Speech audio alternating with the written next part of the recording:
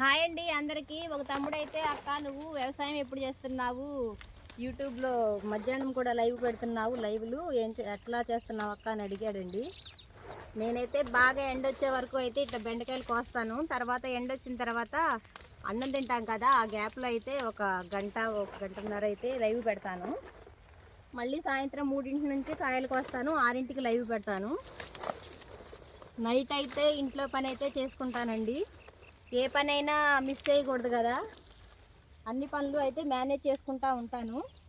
తెలియని వాళ్ళు అయితే మరి ఎప్పుడు యూట్యూబే చేస్తుందా పని చేస్తుందా అనుకుంటున్నారు.